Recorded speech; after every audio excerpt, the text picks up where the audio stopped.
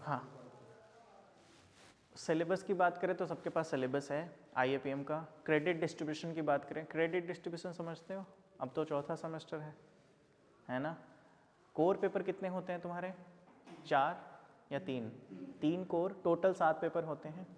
3 core, एक SEC, एक VAC, एक AEC, एक GE।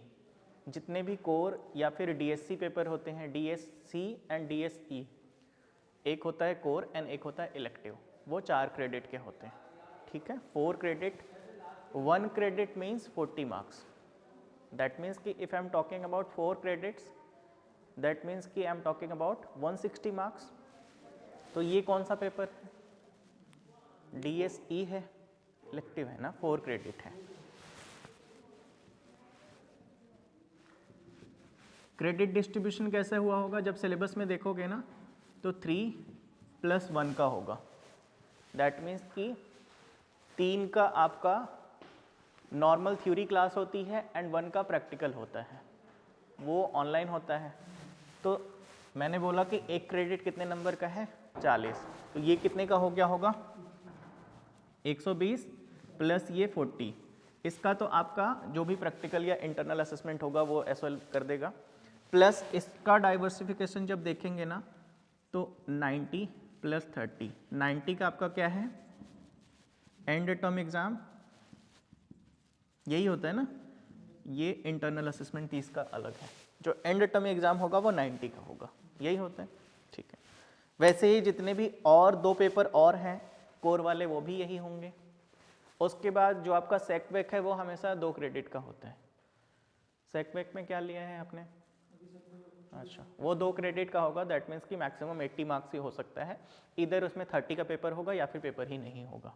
अगर दोनों प्रैक्टिकल कंपोनेंट हुए तो एक्सटर्नल पेपर नहीं होगा।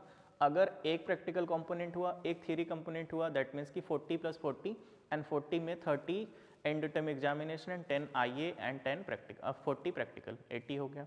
AEC जो है वो कितने का? 4 क्रेडिट का होता है शायद, और GE भी 4 क्रेडिट का होता है। वो तुम्हें जो सब्जेक्ट्स ऑफर होंगे वो देख लेना। अभी आ जाओ सिलेबस पे। ये credit distribution through out the year, जब तक तुम BBA करोगे यही वाला चलता रहेगा। सिलेबस की बात कर लें, है मेरे पास, हाँ, सिलेबस की बात कर लें तो investment analysis and portfolio management पढ़ रहे हैं। तुमने फाइनेंशियल इंस्टीट्यूशंस एंड मार्केट पढ़ा हुआ है पहले, तो तुम्हें पता होगा थोड़ा बहुत इन्वेस्टमेंट होता क्या है। What is investment? Piece of amount जो हम किसी जगह पे लगा रहे हैं और फर्दर प्रॉफिट मैक्सिमाइजेशन अच्छा, और इंटरेस्ट। तो आर वी श्योर कि हमें प्रॉफिट ही होगा? नहीं, अनसर्टेन है। दैट मीन्स कि current sacrifice of your fund in a hope of future gain, कि हम करंट में जो भी सेक्रीफाइस कर रहे हैं हमें थोड़ा सा होप है, लेकिन अनसर्टेनिटी है, गेन होगा ही होगा, 100% श्योर नहीं है, हो सकता है कि लॉस हो जाए, है ना। अब क्वेश्चन आता है कि हम पैसे लगाएंगे कहाँ? पैसे लगाने के डिफरेंट ऑप्शंस क्या क्या हैं? कौन कौन से ऑप्शन हो सकते हैं? वो तो स्टॉक की बात कर ली हमने। देखो, 2 इन्वेस्टमेंट होती है। इन्वेस्टमेंट का फंडा समझ में आया ना, कि अपने फंड को अगर सपोज मैं अर्न कर रहा हूँ 1 लाख रुपीज़, तो सबसे पहले मैं क्या देखूंगा? बेसिक नीड जो है फुलफिल करूँगा, खाने पीने की, रहने की, कपड़ों की। उसके बाद जो एक्सेस फंड बच जाएगा उसको मैं कहीं इन्वेस्ट करने की सोचूंगा। दैट मीन्स कि I M sacrificing my funds. क्यों सेक्रीफाइस कर रहा हूँ? ताकि मुझे फ्यूचर में कुछ ज़्यादा मिल सके, कैपिटल अप्रिशिएट होकर मिल सके, या जो भी प्राइस पे हमने इन्वेस्ट करा है उससे ज़्यादा मिल सके। ये फंडा क्लियर है। अब इन्वेस्टमेंट करने की 2 असेट होती हैं, या तो फाइनेंशियल असेट में इन्वेस्ट करूँगा या रियल असेट में इन्वेस्ट करूँगा। रियल एस्टेट क्या होता है? ये सारा बुक में मिल जाएगा। सब कुछ जो बातें करेंगे ना, सब कुछ बुक में अवेलेबल है। बुक में अवेलेबल है, PDF शेयर कर दूंगा, PDF में अवेलेबल रहेगा, है ना। नोट्स वगैरह मैं बताऊंगा। जहाँ पे न्यूमेरिकल्स वाले पार्ट होंगे ना, तुम्हारा 60% न्यूमेरिकल आएगा पेपर में, मोर देन इवन 60%, तो वो मैं बताऊंगा। रियल एसेट क्या होता है?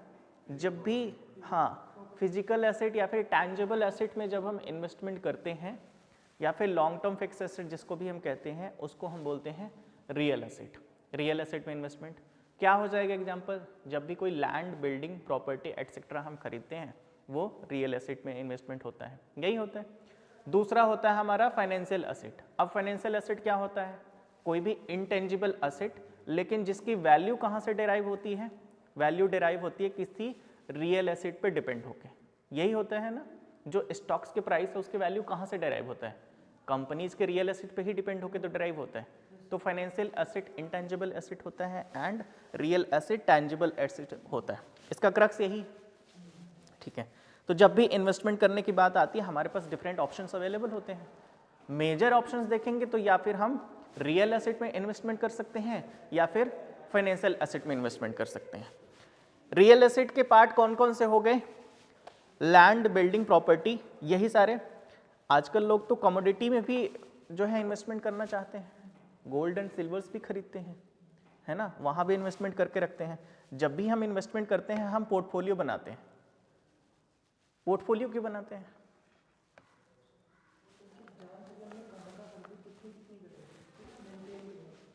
जो मैं बोलता जाऊँगा, मैं थोड़ा सा फास्ट बोलता हूँ कई बार, है ना, एसओएल के बच्चों को पढ़ाता हूँ तो जल्दी जल्दी पढ़ाता हूँ, तो जहाँ पे चीज़ें तुम्हें ना समझ, मैं ट्राई करता हूँ कि बड़ा बेसिक लैंग्वेज से ही स्टार्ट करूँ। मैं भी तुम्हारे लेवल पे ही हूँ, तुमसे छोटा ही हूँ 1 साल, तो वहीं से स्टार्ट करता हूँ, ठीक है। तो जहाँ ना समझ में आए मुझे बिल्कुल बोल देना without any hesitation. Financial asset की बात करें तो वो समझ में आ गया, अरे रियल एसेट समझ में आ गया। अभी फाइनेंशियल एसेट की बात करें तो कहाँ कहाँ इन्वेस्टमेंट कर सकते हैं? शेयर्स में। सारे कॉमर्स के बच्चे हैं या कोई मैथमेटिक्स बैकग्राउंड से है या साइंस बैकग्राउंड से है? कोई साइंस बैकग्राउंड से है, एक ना, अच्छा, नहीं फिर भी तो नहीं ऐसा कुछ नहीं, इन सब के बातों में मत आना। अच्छा है तुमने बीबीए लिया है। तो जब फाइनेंशियल एसेट की बात करें तो सबसे पहले हम इन्वेस्टमेंट कर सकते हैं शेयर्स में। अगर शेयर्स की बात करें ना तो शेयर्स कई प्रकार के होते हैं। सबसे पहला होता है इक्विटी शेयर। इक्विटी शेयर में सबसे अलग पता है क्या है?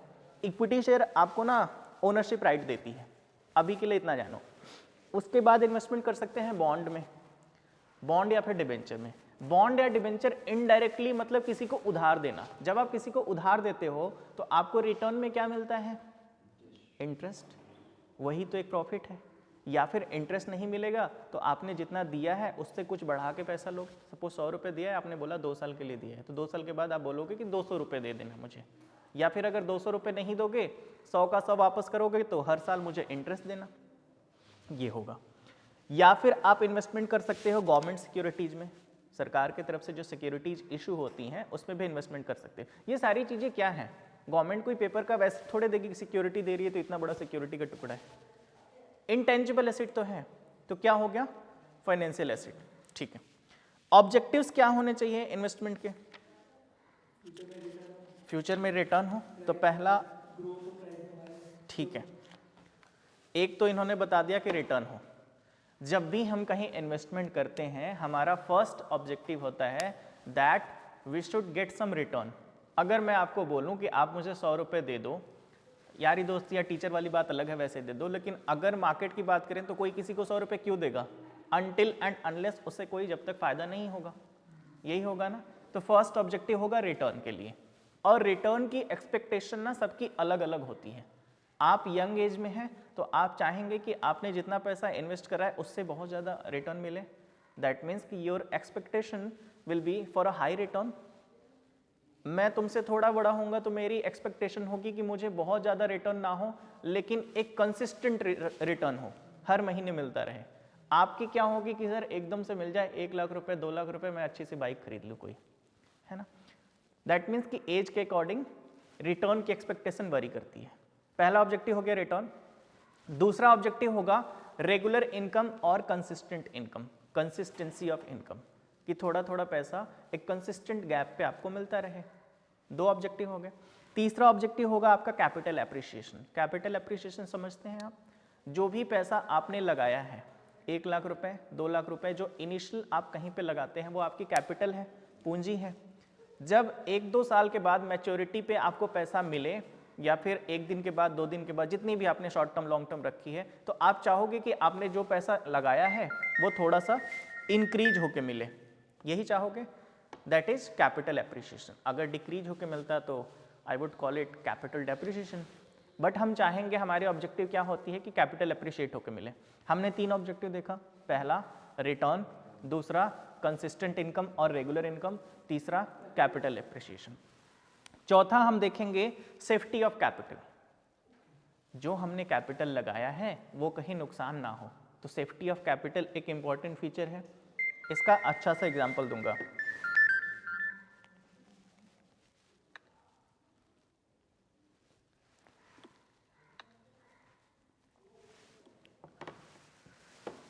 Next tax benefit. Tax benefit समझते हो आप? इनकम टैक्स भी पढ़ोगे ना आगे, तो उसमें एक चैप्टर आता है चैप्टर 6A, तुमने पढ़ा होगा। चैप्टर 6A है deduction from section 80C to 80U, यही है। 80C टू 80U में एक सेक्शन है 80C। 80C ये कहता है कि आप अपना पैसा अगर कहीं पे इन्वेस्टमेंट करते हो ना, तो आपको टैक्स में बेनिफिट मिलेगा। टैक्स के स्लैब्स पता है आपको? बेसिक वाला ओल्ड स्लैब में बताऊंगा। वैसे तो अभी तो हमारे पास 2 स्लैब हो गए, आगे चल के फिर एक स्लैब हो जाएगा, वो अलग की बात है। जो अभी चल रहा है ना हमारे पास बेसिक स्लैब है 0 से 2.5 लाख तक, 2.5 लाख तक कोई भी टैक्स आपको नहीं देना। 2.5 लाख से 5 लाख तक आपको 5% टैक्स देना है। 5 लाख से 10 लाख तक आपको 20% टैक्स देना है। और 10 लाख से ऊपर जो भी इनकम होगी आपको 30% टैक्स देना है। सपोज आपकी टैक्स लाइबिलिटी बन रही है, मतलब आपने सब कुछ कैलकुलेट करा, आपकी इनकम है 10 लाख की। 10 लाख की इनकम पे मैंने बताया स्लैब क्या है, 0 से 2.5 लाख तक नील, 2.5 लाख से 5 लाख तक 5%, 5 लाख से 10 लाख तक 20% एंड अबव 10 लाख 30%। आपकी इनकम है 10 लाख, दैट मीन्स यहाँ तक तो 0 टैक्स है। एंड 2.5 लाख से 5 लाख पे कितना लगेगा? 5%, तो कितना हो गया ये आपका 12,500 प्लस 5 लाख से 10 लाख पे 20% लगेगा, तो ये कितना हो गया 1 लाख। ठीक है, ये टोटल टैक्स लाइबिलिटी हो गई आपकी। अब गवर्नमेंट कहती है ना कि आप कोई ऐसी इन्वेस्टमेंट करो जो हमने रिकमेंड करा है, तो हम उसमें टैक्स बेनिफिट देंगे, टैक्स में रिडक्शन कर देंगे या डिडक्शन कर देंगे थोड़ा सा। तो गवर्नमेंट कहती है कि अगर आपने कुछ पैसा प्रोविडेंट फंड में इन्वेस्ट कर रखा है, प्रोविडेंट फंड कई तरह के होते हैं, लेकिन आपके लिए एक है कि आप पब्लिक प्रोविडेंट फंड जानो। वैसे तो SPF, RPF, URPF कई सारे होते हैं। अगर आपने प्रोविडेंट फंड में 1.5 लाख रुपए तक खर्च करे हैं या 1.5 लाख रुपए तक इन्वेस्ट करे हैं, तो आपको हम 1.5 लाख रुपए टैक्स में डिडक्शन दे देंगे। ठीक है, या फिर आपने सुकन्या समृद्धि अकाउंट में लगाया तब भी हम डिडक्शन दे देंगे। या फिर आपने कोई स्पेसिफाइड म्यूचुअल फंड खरीदा है जिसमें लिखा है कि 80C का डिडक्शन मिलेगा, म्यूचुअल फंड के एड्स में भी लिखा रहता है कि 80C का डिडक्शन अवेलेबल है। या आपने कोई लाइफ इंश्योरेंस ले रखा है, LIC की कोई पॉलिसी ले रखी है, तो उसमें भी आपको जितने की पॉलिसी ले रखी है, आप जितना प्रीमियम पे करते हो हर साल ना, उतना डिडक्शन मिल जाएगा। सपोज मैं 50,000 रुपए का PF में हर साल 50,000 रुपए डालता हूँ, तो ये 50,000 रुपए ना यहाँ पे भी मेरा माइनस हो जाएगा। तो मेरे लिए अच्छी बात है ना कि टैक्स लाइबिलिटी कम हो गई मेरी। तो हम ये भी चाहेंगे कि हम जो इन्वेस्टमेंट कर रहे हैं उससे हमें थोड़ा सा टैक्स बेनिफिट भी मिले। क्लियर है? ऑब्जेक्टिव्स कितने पढ़े हमने? पहला रिटर्न, दूसरा रेगुलर इनकम और कंसिस्टेंट इनकम, तीसरा कैपिटल एप्रिसिएशन, चौथा टैक्स बेनिफिट, पांचवा सेफ्टी ऑफ कैपिटल। फंडा क्लियर है? ठीक है, अभी मैं तुम्हें बताता हूं कि मैंने स्टॉक की बात करी थी, इक्विटी शेयर्स की बात करी थी। हाँ यार, सेफ्टी ऑफ कैपिटल, चलो अच्छा हुआ याद दिला दिया। अभी ना कई सारे बैंक्स मार्केट में आए हैं, बंधन बैंक है, जना स्मॉल फाइनेंस बैंक है। सुना है तुमने किसी के बारे में इसमें से? सुना है? जना स्मॉल फाइनेंस बैंक, बंधन बैंक, या फिर 1-2 और छोटे छोटे बैंक्स होंगे। ठीक है, और साथ के साथ हमारे गवर्नमेंट बैंक्स भी हैं। मेजर गवर्नमेंट बैंक्स जो सब जानते हैं वो SBI है ना, लंच टाइम वाला। तो SBI में अगर आप FD समझते हो ना, फिक्स डिपॉजिट, फिक्स डिपॉजिट क्या है? इन्वेस्टमेंट है, वो भी तो एक इन्वेस्टमेंट है, क्योंकि आपको अच्छा खासा रिटर्न देता है। आई बिलीव कि 7 to 8% का उस पर इंटरेस्ट मिल रहा होगा। जो बंधन, अभी मैं बंधन स्मॉल फाइनेंस बैंक में गया था ना, तो उन्होंने बोला कि हम 8.5% का रिटर्न देंगे FD पे, और वो भी मिनिमम लॉक इन पीरियड कितना? सिर्फ 1 साल। और SBI क्या कहता है कि आप एटलीस्ट 5 ईयर का या 3 ईयर्स का FD करवाओगे मिनिमम, तब जाके हम आपको 7.6% का रेट ऑफ इंटरेस्ट देंगे।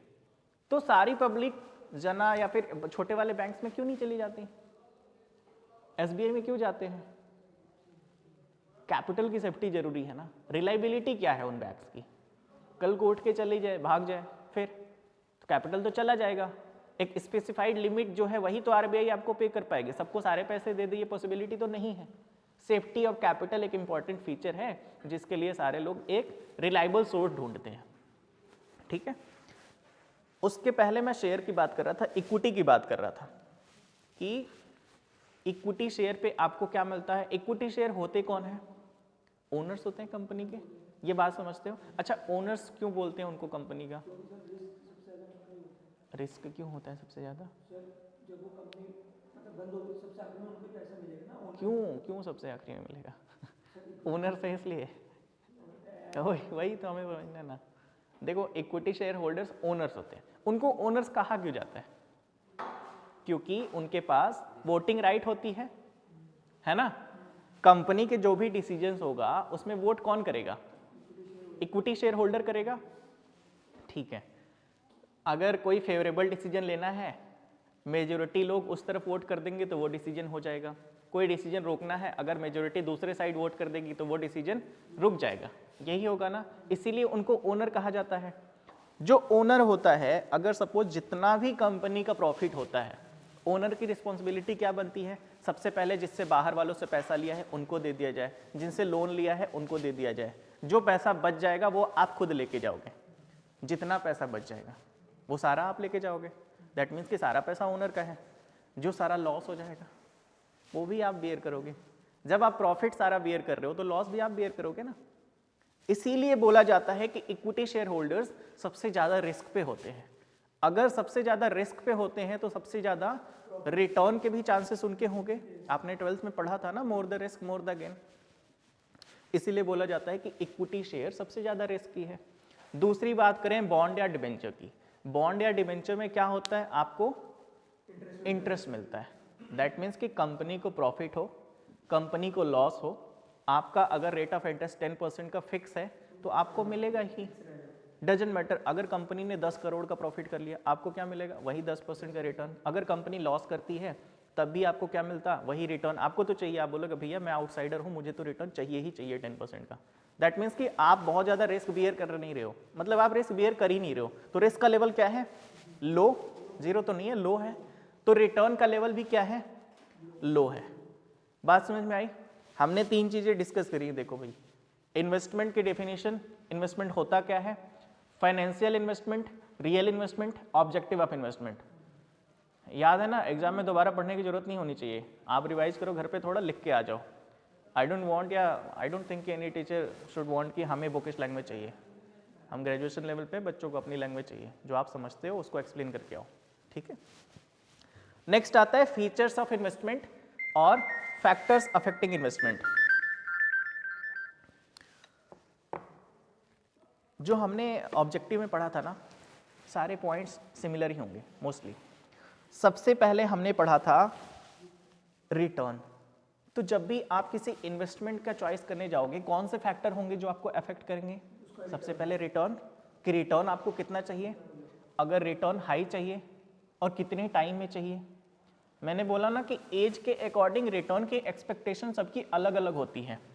जितना यंग पर्सन होता है ना, उसकी क्विक रिटर्न की एक्सपेक्टेशन होती है। जितना एज बढ़ती जाती है उसकी एक कंसिस्टेंट इनकम की एक्सपेक्टेशन होती है, ठीक है। इसीलिए सब लोग हर्षद मेहता को देख के यंग जनरेशन स्टॉक में जाते हैं, भाई इंट्राडे करेंगे, है ना। सेकंड क्या हो जाएगा, रिस्क।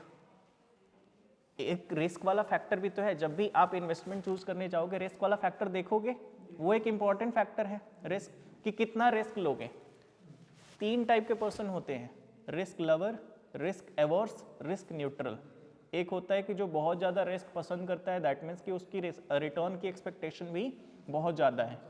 एक पर्सन होता है रिस्क एवर्स, कि रिस्क को बिल्कुल ही निगलेक्ट करता है, उससे भागता है, दैट मीन्स कि उसकी रिटर्न की एक्सपेक्टेशन भी कम होनी चाहिए।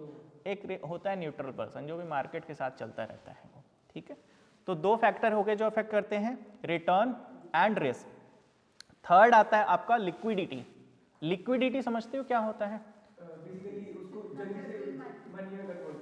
कितना इजिली हम उसको कैश में कन्वर्ट कर सके। हमने 2 टाइप के इन्वेस्टमेंट देखे थे भाई, एक रियल, एक फाइनेंशियल। अगर आपने कहीं रियल एसेट में इन्वेस्ट कर रखा है, दैट मीन्स कि आपने एक, मैं बोलूं कि एक प्लॉट का टुकड़ा ले रखा है, एक प्लॉट ले रखा है, वो कौन सा इन्वेस्टमेंट है? रियल है। उसी के साथ आपने टाटा का शेयर ले रखा है, 1 लाख का एक प्लॉट ले रखा है, वैसे मिलता नहीं है, सपोज कहीं बाहर एरिया में ले लिया, और 1 लाख का टाटा का शेयर ले रखा है। लिक्विडिटी किसकी ज़्यादा है? शेयर्स की, है ना? तो अगर हम लिक्विडिटी ज़्यादा देखेंगे तो हम फाइनेंशियल एसेट की तरफ जाएंगे। अच्छा, ज़्यादा क्यों है? अगर आप रियल एसेट को बेचने जाओ, बहुत ज़्यादा डिमांड वाली भी प्लॉट है ना, आप बेचने जाओगे तो सबसे पहले कस्टमर ढूंढोगे। सपोज आपको कस्टमर मिल गया, अगेंस्ट अगला पर्सन ही आपका दोस्त है, वो कस्टमर है आपका, उसने बोला कि मैं ये प्लॉट का टुकड़ा खरीद लूंगी। उसके बाद भी आप क्या जाओगे? पहले तो रजिस्ट्रेशन के लिए जाओगे ना, रजिस्ट्री जो होती है उसमें तो टाइम लगेगा, पेपर्स तैयार करवाओगे, पेपर्स के बाद 1-2 जो है वो होते हैं सिग्नेचर करने के लिए कोई पर्सन ढूंढोगे, है ना? तो उसमें आई बिलीव कि 1 से 2 दिन, 3 दिन, 4 दिन तो लगेगा, ठीक है?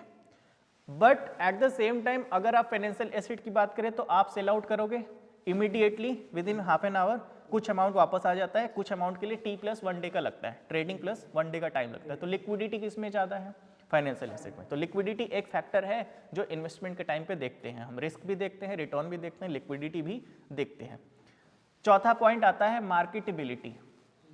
मार्केटेबिलिटी कितनी है? रेडीमेड मार्केट अवेलेबल किसका है?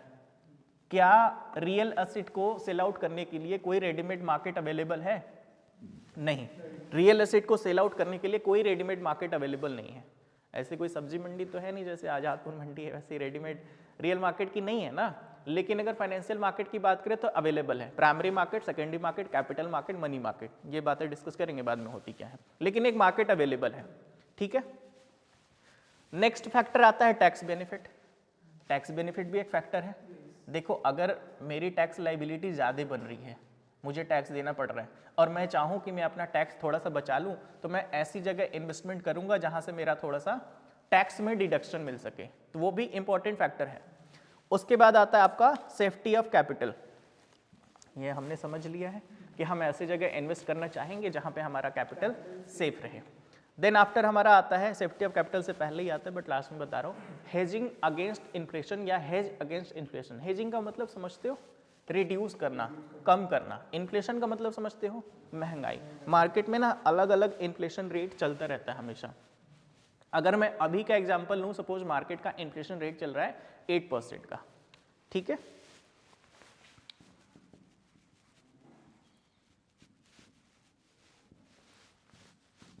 और आपने कहीं पे इन्वेस्टमेंट करी है और इन्वेस्टमेंट कंपनी आपको कहती है कि हम आपको रिटर्न देंगे 10% का है, तो जो आपको रिटर्न मिल रहा है वो मार्केट के इन्फ्लेशन से ज़्यादा है या कम है?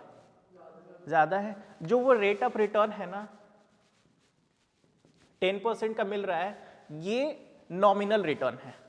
नॉमिनल का मतलब होता है नाम मात्र का। अगर मैं एक्चुअल रिटर्न की बात करूं तो आपको एक्चुअल रिटर्न कितना हो रहा है?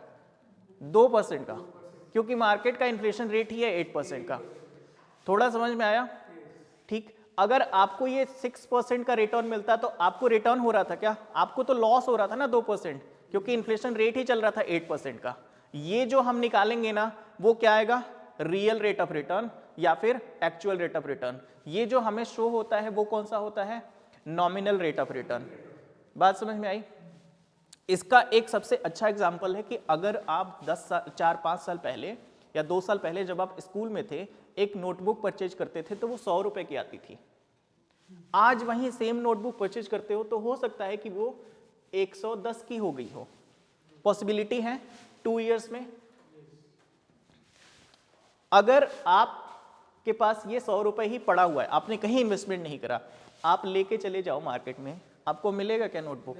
दैट मीन्स कि इन्फ्लेशन बढ़ चुकी है ना। कितनी परसेंट से? 10% से बढ़ चुकी है। दैट मीन्स कि आप कहीं ऐसी जगह इन्वेस्टमेंट करते जहां पे आपको एटलीस्ट 10% का रिटर्न मिलता। एटलीस्ट 10% का रिटर्न मिलता तो आप किस पे आते? ब्रेक इवन पे आते, नो प्रॉफिट नो लॉस। लेकिन आप कहां पे रिटर्न करना चाहोगे? जहां पे आपको इन्फ्लेशन रेट से ज्यादा रिटर्न मिले।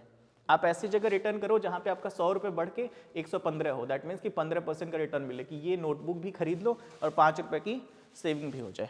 फंडा क्लियर है? ठीक है। हमने कितने फैक्टर्स देखे?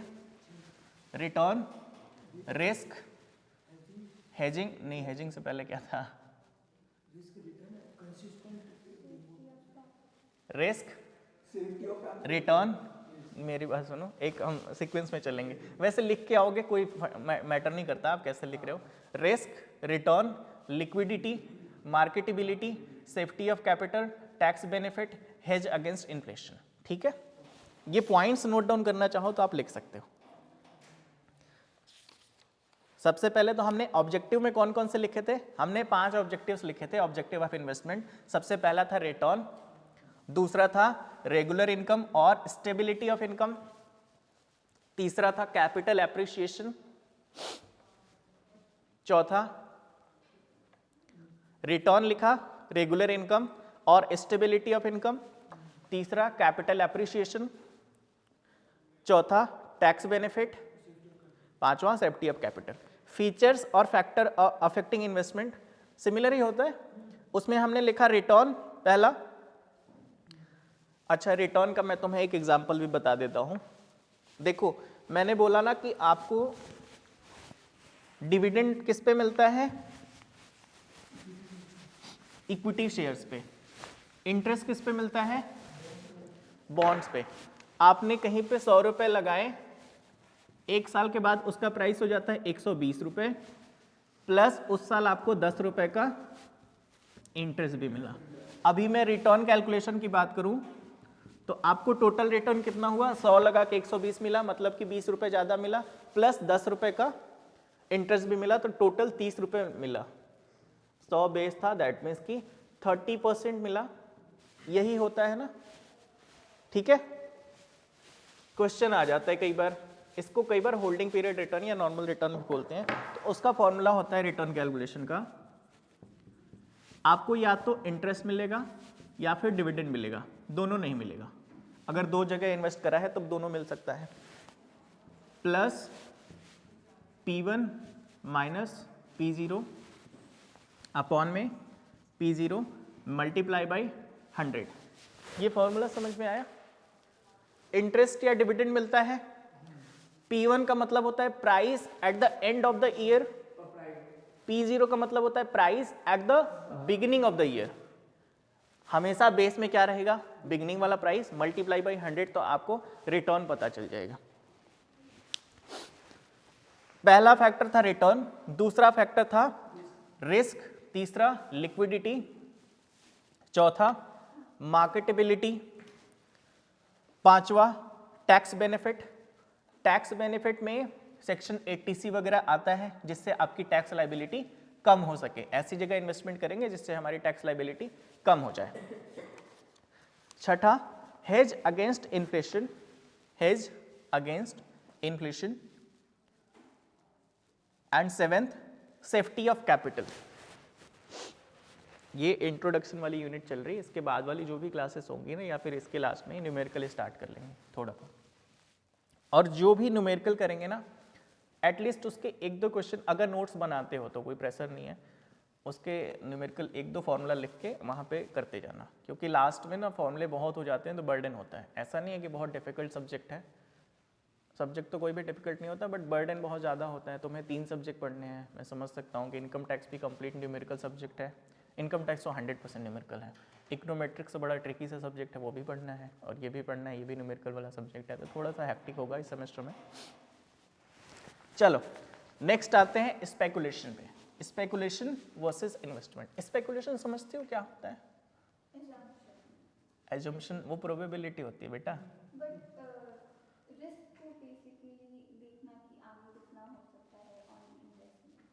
अच्छा, और कोई बताएगा? देखो हम इन्वेस्टमेंट करते हैं, इन्वेस्टमेंट में क्या होता है, कोई स्टॉक परचेज करते हैं, उसको छोड़ देते हैं, ठीक, उस पर फिर हमें रिटर्न मिलता है। रिटर्न कैसे मिलता है?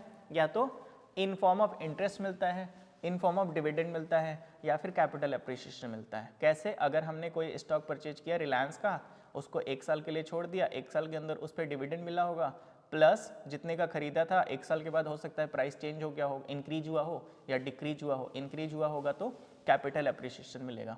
स्पेकुलेशन भी सेम है, बस फर्क इतना है, स्पेकुलेशन क्विक रिटर्न के लिए हाई रिस्क लेते हैं। कैसे लेते हैं? बहुत शॉर्ट टाइम में ही हम स्टॉक को परचेज करते हैं और शॉर्ट टाइम में ही स्टॉक को बेच देते हैं, तो बहुत ज़्यादा रिस्क लेते हैं। अभी मैं बात करूं क्या इन्वेस्टमेंट और स्पेकुलेशन सेम स्टॉक में हो सकता है? आंसर इज यस, हो सकता है। इंट्राडे का नाम सुना है? इंट्राडे क्या होता है? खरीदा बेच दिया, even for a single day, वो क्या है? स्पेकुलेशन है। हाँ, तो उसमें क्या होगा? आपको प्रॉफिट क्या है? क्या कंपनी आपको सेम डे पे डिविडेंड देती है, इंटरेस्ट देती है? नहीं, आपका प्रॉफिट क्या है? प्राइस चेंज, जो भी प्राइस चेंजेज है। मुझे लगा कि मैंने बोला कि मुझे थोड़े से पैसों की जरूरत है, किसी से आप लोगों से उधार ले लिया 50,000, और 50,000 का उधार लेने के बाद एक इरेडा कंपनी, इरेडा है इंडियन रिन्यूएबल एनर्जी का स्टॉक। एक मिनट ना, हेलो,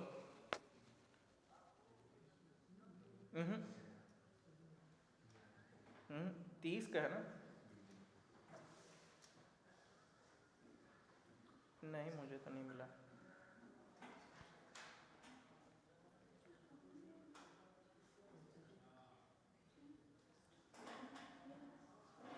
नहीं नहीं,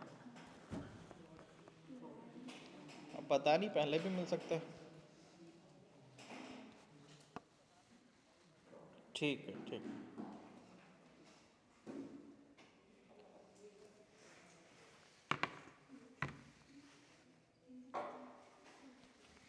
घर वाले जो फोन नहीं उठाना बार बार करते रहते हैं।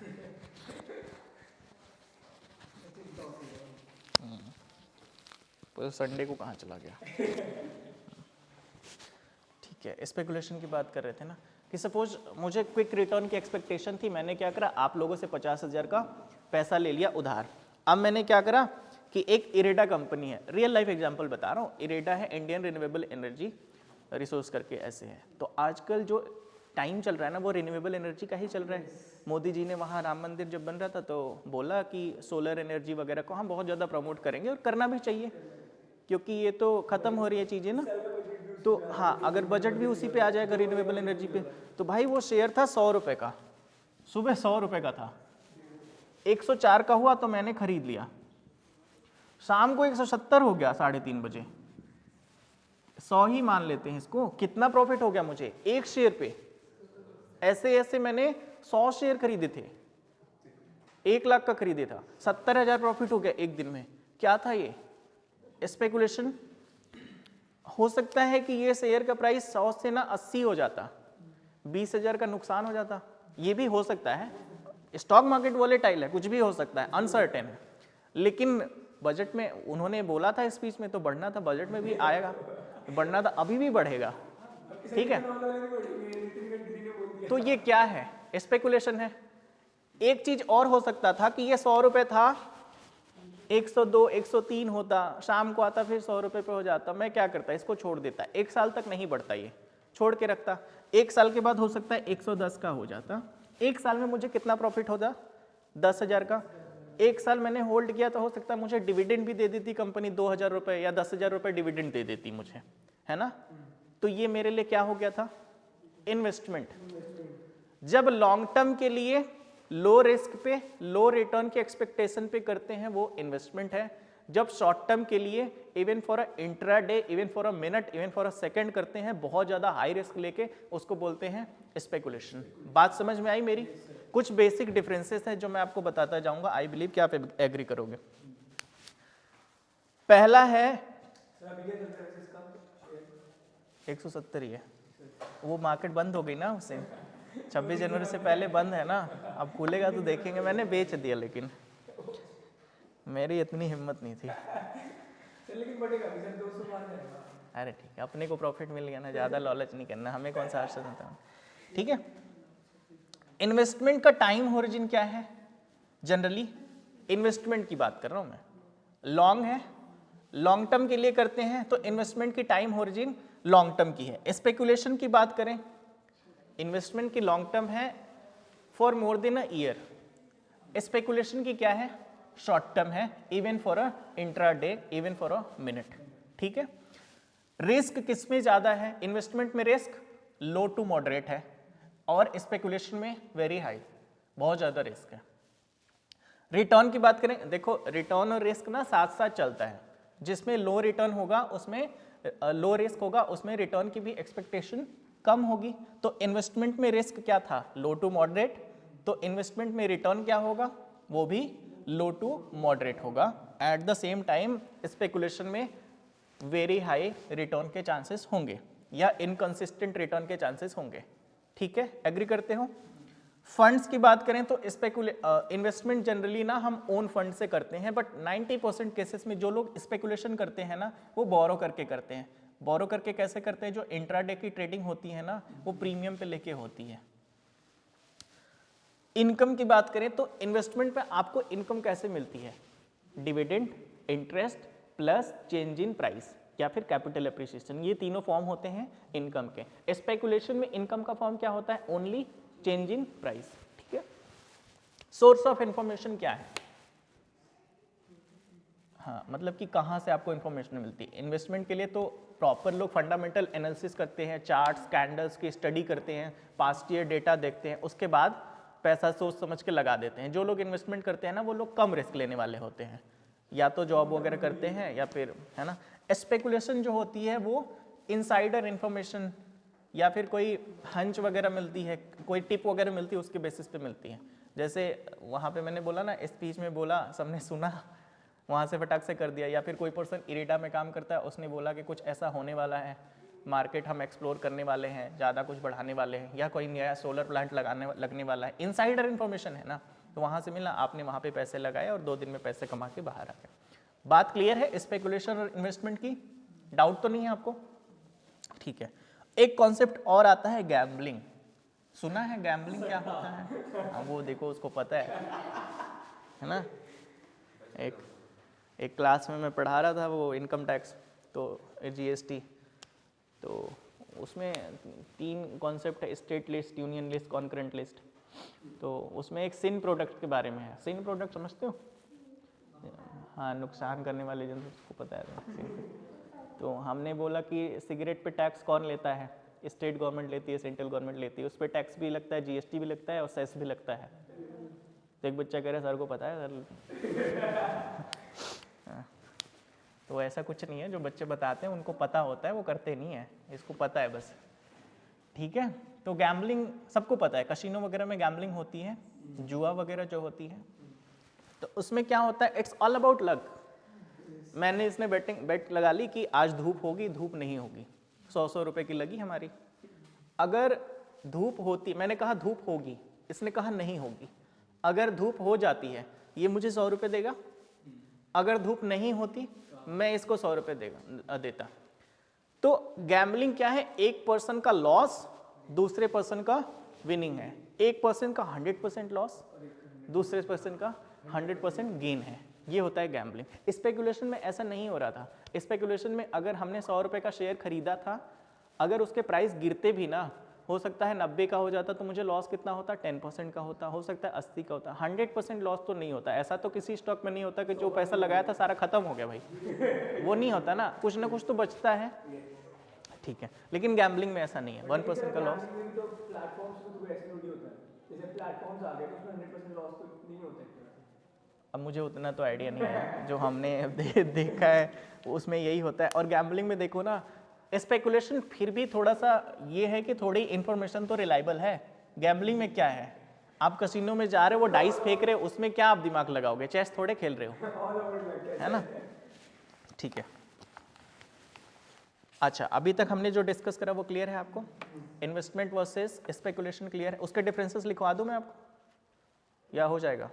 हाँ ठीक है। रिस्क रिटर्न ट्रेड ऑफ एक कॉन्सेप्ट है। ट्रेड ऑफ का क्या मतलब होता है, खत्म करना। हमेशा पर्सन क्या चाहता है ना कि जितना रिस्क हो उतना ही रिस्क कम हो और रिटर्न ज़्यादा हो, लेकिन ये पॉसिबिलिटी है नहीं है, क्योंकि रिस्क और रिटर्न हमेशा साथ साथ चलते हैं। बट पर्सन चाहते हैं कि रिस्क और रिटर्न ट्रेड ऑफ कर दें। अगर सिक्योरिटी एक्स की रिस्क बहुत ज़्यादा है, हाईली रिस्की स्टॉक है, तो उस पर रिटर्न के चांसेस भी बहुत ज़्यादा होंगे, साथ के साथ लॉस के भी चांसेस बहुत ज़्यादा होंगे। अगर सिक्योरिटी वाई बहुत कम रिस्की है, तो उस पर रिटर्न के चांसेस कम होंगे और लॉस के चांसेस भी कम होंगे। तो रिस्क रिटर्न ट्रेड ऑफ कैसे होगा? ट्रेड ऑफ करने के लिए हमें डिफरेंट पोर्टफोलियो बनाना पड़ेगा, है ना, कि एक जगह बहुत रिस्की वाला ले लिया, एक जगह कम रिस्की वाला ले लिया, तो हम रिस्क और रिटर्न ट्रेड ऑफ कर सकते हैं। ये रीडिंग वाला कॉन्सेप्ट है, ठीक। अगर कुछ टाइप ऑफ सिक्योरिटी है उसके हम रिलेशन देख लें, जैसे ट्रेजरी बिल। ट्रेजरी बिल समझते हो क्या होता है? जो भी गवर्नमेंट सिक्योरिटीज होती है ना, उनको हम ट्रेजरी बिल बोलते हैं। अगर गवर्नमेंट सिक्योरिटी की बात कर रहे हैं तो गवर्नमेंट तो पैसा लेके कहीं नहीं भागेगी, गवर्नमेंट तो रिलायबल सोर्स है। जो रिलायबल सोर्स है उसमें रिस्क ना के बराबर है। अगर रिस्क ना के बराबर है तो रिटर्न भी ना के बराबर हो, आप समझ सकते हो, है ना। बट ऐसा नहीं है, गवर्नमेंट सिक्योरिटीज भी अच्छे पैसे देती है। अभी तो इरेडा की बात बताया ना मैंने। तो ट्रेजरी बिल में रिस्क वेरी लो तो रिटर्न भी very low. Bond and debenture की बात करें, अभी हमने डिस्कस करा था बॉन्ड एंड डिबेंचर की बात। तो बॉन्ड एंड डिबेंचर भी रिस्क कम होता है, ज्यादा होता है? कम होता है, क्योंकि फिक्स रेट ऑफ इंटरेस्ट या फिक्स रिटर्न आपको मिलना ही मिलना है। दैट मीन्स कि in case of bond risk is low and return is also low, क्योंकि दोनों हमेशा रिस्क और रिटर्न एक साथ चलते हैं। प्रेफरेंस शेयर की बात करें, अच्छा जब पेमेंट की बात आती है सबसे पहले किसको पे करते हैं? जो आउटसाइडर्स होते हैं, क्रेडिटर्स होते हैं, है ना, या फिर जिससे हमने कुछ रॉ मटेरियल खरीदा है उनको, क्रेडिटर्स को, देन डिबेंचर होल्डर्स को, बॉन्ड होल्डर्स को, फिर प्रेफरेंस शेयर होल्डर्स को, and at last equity share holders को। प्रेफरेंस शेयर होल्डर्स को ना ओनरशिप राइट नहीं होता है। क्यों नहीं होता? क्योंकि उनके पास वोटिंग राइट नहीं है, बट वो डिविडेंड मिलता है। डिविडेंड भी मिलेगा तो सबसे पहले किसको मिलेगा? प्रेफरेंस शेयर को मिलेगा, फिर इक्विटी शेयर होल्डर्स को मिलेगा। दैट मीन्स कि वो रिस्क लेवल पे तो है, लेकिन उतने रिस्क लेवल पे नहीं है जितना इक्विटी शेयर होल्डर है। तो प्रेफरेंस शेयर में क्या है? लेवल ऑफ रिस्क क्या है? मॉडरेट है, तो रिटर्न के चांसेस भी क्या होगा? मॉडरेट होगा। इक्विटी शेयर में लेवल ऑफ रिस्क क्या है? हाई है, तो रिटर्न के चांसेस भी क्या होगा? हाई होगा, ठीक है।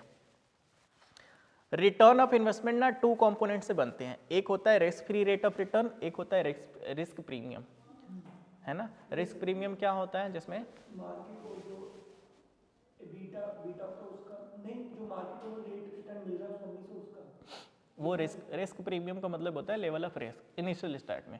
जो बीटा वो बता रहे हो ना, वो सिस्टमैटिक अनसिस्टमैटिक वो पढ़ेंगे आगे चैप्टर में ना, क्या होता है type of systematic. Investment environment की बात कर लें तो इन्वेस्टमेंट इन्वायरमेंट क्या होता है? सारी चीज़ों को कंसिस्ट करके इन्वेस्टमेंट इन्वायरमेंट बनता होगा, जैसे कि सिक्योरिटीज़ और स्टॉक कंट्रोलर्स, एवरीथिंग। अगर सिक्योरिटीज़ की बात करें, मैं आपको पूछूं कि सिक्योरिटीज़ क्या होती हैं, तो वो आपको गिवन है सिक्योरिटी रेगुलेशन एक्ट 1956। बट यहाँ पे अगर इस चैप्टर में बात करें तो सिक्योरिटीज़ का मतलब है कि आप अपना पैसा फाइनेंशियल एसेट में कहाँ कहाँ लगा सकते हो। आप मुझे कुछ एग्जांपल बताओगे कहाँ कहाँ, अगर आपके पास पैसा हो तो आप कहाँ कहाँ इन्वेस्ट कर सकते हो? फाइनेंशियल एसेट ऐसे, गोल्ड बॉन्ड बोला आपने? अच्छा, हाँ हाँ हाँ, वो एक ही बात है ना। हाँ हाँ, और अरे वो एक में आ गया, वो एक में आ गया, एक में आ गया। देखो सबसे पहले इक्विटी शेयर, ठीक, काउंट करते रहना, देन बॉन्ड और debenture, then deposit related investment, चलो ट्रेजरी बिल मान लेते हैं इसके बाद, 3 हो गया। Then deposit related investment, deposit related investment की बात करें तो नाम डिफिकल्ट है, इसका मतलब होता है fix deposit, recurring deposit, RD FD. RD and FD समझते हो ना?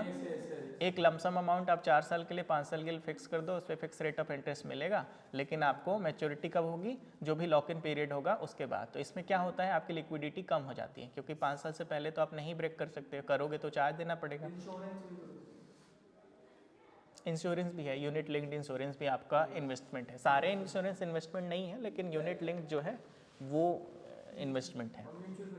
हाँ आऊँगा मैं उसमें, ठीक है। 4 हो गए, equity shares, bond and debenture, treasury bill, deposit related investment, government schemes. कई सारे गवर्नमेंट स्कीम्स हैं जहाँ पे आप इन्वेस्टमेंट कर सकते हो, जैसे PF, PPF provident fund, Sukanya Samriddhi, Atal pension Yojana और post office saving scheme. Pension जो योजना है सर, उस पे इन्वेस्ट मैंने सुना था, ये इन्वेस्टमेंट करते हैं सर, पर उस पे रिटर्न किस बेसिस पे मिलता है? जब आप रिटायर हो गए तो आपको मंथली इनकम मिलती रहेगी ना, तो सर वो फिक्स होगी? फिक्स होगी। 5,000 6,000। देखो कैसे कर सकते हैं? कैसे कर सकते हो, अटल पेंशन योजना का अकाउंट खुलवा लो उसमें। हाँ अभी से खुलवा लो, जितना पहले से खुलवाओगे उतना। तुम पीएफ का खुलवा लो। पीएफ का कॉन्सेप्ट पता है तुम्हें? देखो सर वो तो कंपनीज खोलती है। नहीं, मैं बता रहा हूँ तुम्हें, प्रोविडेंट फंड जो होता है ना, वो एक सोशल सिक्योरिटी का कॉन्सेप्ट है। दैट मीन्स कि सर्टेन एज के बाद आपको सिक्योरिटी, या आप पे जो भी डिपेंडेंट होंगे उनकी सिक्योरिटी के लिए, या फ्यूचर आपके नीड के लिए। अभी आपकी एज होगी नियर अबाउट 20s में, किसी की 21, किसी की 18, यही होगी। अगर आप देखो गवर्नमेंट जॉब इंडिया में कितना है, 2% अराउंड, ठीक। 98% अदर सेक्टर आ गए, जिसमें से 40% प्राइवेट सेक्टर मान लो, कितना हो गया। बाकी का जो 60 या 58 बच गया वो सेल्फ डिपेंडेंट है। दैट मीन्स कि कहीं अपना काम कर रहा है या फार्मिंग कर रहा है, यही कर रहा है ना। जो गवर्नमेंट जॉब कर रहे हैं उनको तो आरपीएफ मिल जाएगा, रिकॉग्नाइज्ड प्रोविडेंट फंड। एसपीएफ होगा, हाँ कुछ भी होगा ना जो गवर्नमेंट वाला प्रोविडेंट फंड है। आरपीएफ है शायद अभी रिकॉग्नाइज्ड है।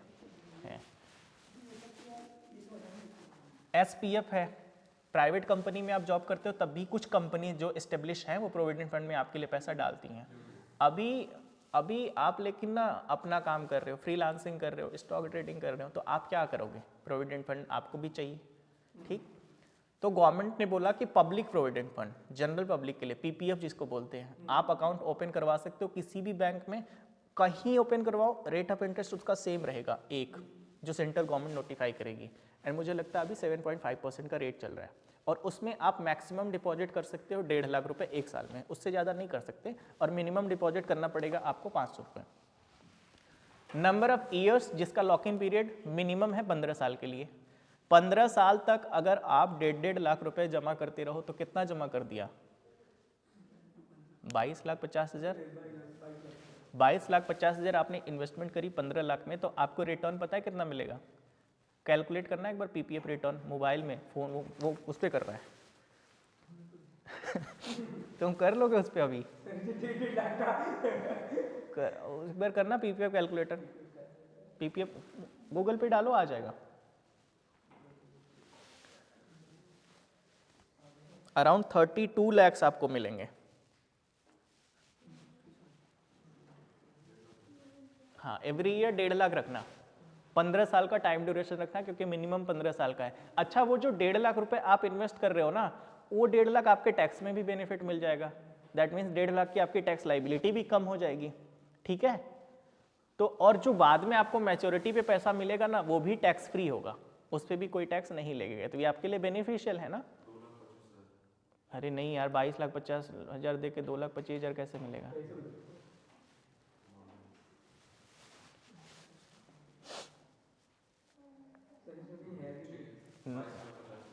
और मिल कितना रहा है रिटर्न? टोटल रिटर्न बताओ ना आप, कितना? 40 लैक्स। अगर आपको 22,50,000 रुपये दे के 40 लाख रुपए मिल रहा है तो कितनी अच्छी बात है। और वो भी 22,50,000 इकट्ठा नहीं देना आपको, 1.5 लाख हर साल देना है। अगर आपकी पैकेज लग जाती है 15 लाख 16 लाख, तो 1.5 लाख रुपए देना कोई बड़ी बात नहीं है। मैं तो बोलूँगा अच्छी चीज़ है, आप दो उसमें। हाँ देखो यंग एज में तो ऐसा लगता है यार इतना तो पैसा हम कहीं और लगा देते हैं, उसमें रिटर्न मिल जाता है। लेकिन एक कंसिस्टेंट और लो रिस्क वाली बात करें तो ये बहुत अच्छा इन्वेस्टमेंट है, क्योंकि आप अभी से कम बताया। सर इसमें लिखा होगा अगर आप 1 लाख इन्वेस्ट करते हो, 1 लाख इन्वेस्ट करते हो और 15 साल के लिए 7.5 इंटरेस्ट पे, तो 31 लाख रुपए। उसने 40 लाख बताया ना। सर आपने अमाउंट भी तो 22 लाख बोला ना।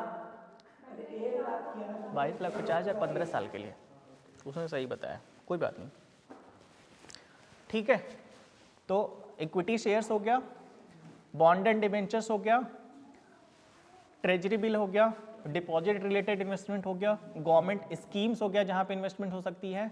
देन आफ्टर एनी अदर में क्या आता है? Mutual fund, ETFs etcetera. Mutual fund का इन्वेस्टमेंट होता है। म्यूचुअल फंड का इन्वेस्टमेंट समझते हो कैसे काम करता है? इंट्रोडक्शन की बात है तो थोड़ा बहुत समझ में आना चाहिए। कैसे काम करता है म्यूचुअल फंड, कोई बताएगा? देखो इंट्रैक्शन क्लास रखोगे ना तो ज़्यादा अच्छा रहेगा। एक कंपनी होती है वो बहुत सारी पैसे होता है, बहुत सारी कंपनी में पैसा लगाता है दूसरों का पैसा लेके, छोटा दूसरों का पैसा लेके, ठीक है। और आगे वो डाइवर्सिफिकेशन बहुत करता है। डाइवर्सिफिकेशन हम करते क्यों हैं? एक ना ये बुक पढ़ोगे तो इसमें कॉन्सेप्ट गिवन है, don't put all your eggs in the same basket. कहते हैं ना कि एक खराब आलू सारे आलू को खराब कर देता है, या एक अंडा उसमें खराब हो तो सारे को खराब कर देगा। तो इससे अच्छा है कि उसे अलग अलग रखो। अलग अलग रखो तो उसका मतलब क्या है? डाइवर्सिफाई करके रखो, सिंपल सा। सारी चीज़ों को ना हम मार्वल की तरह बाद में जोड़ेंगे। अभी आपको ना किसी कंपनी का शेयर है 10,000 रुपये का, मेरे पास 1,000 रुपये है, वो कंपनी मुझे शेयर देगी? नहीं देगी। एक कॉन्सेप्ट तो ये, हम 10 लोग मिला के 1,000 रुपये इकट्ठा कर लेते हैं, फिर हम उस कंपनी का शेयर परचेज कर सकते हैं। जो भी प्रॉफिट होगा हम 10% आपस में बांट लेंगे, क्योंकि हमने 10 लोगों ने मिला के इन्वेस्टमेंट करा। एक कॉन्सेप्ट ये हो गया। दूसरा कॉन्सेप्ट ये है कि अगर हमारे पास 1 लाख रुपए है तो मैं उसको अगर टाटा का शेयर खरीद दूँ, टाटा का ऑटोमोबाइल का शेयर खरीद दूँ, अगर ऑटोमोबाइल सेक्टर डाउनफॉल पे जाएगा तो मेरा सारा पैसा डूब जाएगा। इसकी जगह मैं ये करूँ कि 1 लाख रुपए को 10 पार्ट में डिवाइड कर दो, 10-10 हज़ार के। ठीक, 10,000 मैं एजुकेशन सेक्टर में लगाऊं, 10,000 फार्मास्यूटिकल्स में लगाऊं, 10,000 ऑटोमोबाइल में लगाऊं, 10,000 आईटी में लगाऊं, 10,000 सेमीकंडक्टर में लगाऊं, ऐसे ऐसे ना डिफरेंट सेक्टर्स में लगाऊं।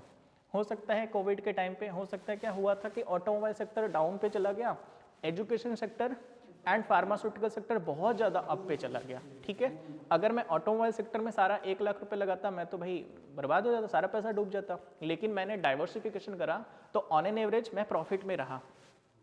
डाइवर्सिफिकेशन इसलिए इंपॉर्टेंट है। ठीक है, दूसरा क्वेश्चन कि जब भी आप स्टॉक में इन्वेस्टमेंट करने जाओ आपको थोड़ा सा स्टॉक की नॉलेज होनी चाहिए, है ना। स्टॉक की नॉलेज होनी चाहिए, साथ के साथ आपके पास टाइम होना चाहिए।